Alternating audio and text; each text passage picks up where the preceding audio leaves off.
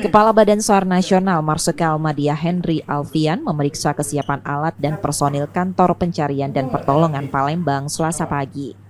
Dari pemeriksaan yang dilakukannya, Kepala Badan SAR Nasional menilai dari luasan daerah kantor SAR Palembang sudah layak naik level ke tipe A.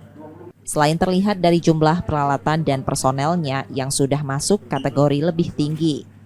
Kesiapan ini bukan tanpa kendala, karena untuk penambahan personil harus mendapat izin dari Kemenpan RB.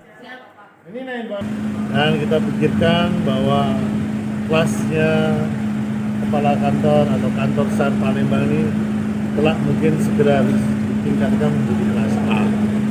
Nah, kayak gitu. Apa itu kelas A? Yaitu kemampuannya ya, jumlah personilnya dan juga peralatannya.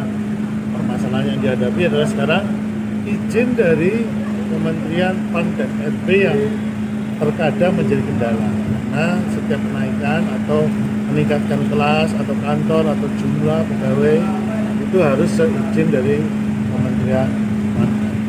Kira begitulah. Namun terlepas dari hari itu, kesiapan personil serta peralatan yang dimiliki kantor SAR Palembang sudah sangat memadai untuk naik tingkat. Selain jumlah, peningkatan kompetensi para personil juga harus dilakukan agar berdampak pada kualitas pelayanan serta respon time. Tim Liputan Kompas TV, Palembang, Sumatera Selatan.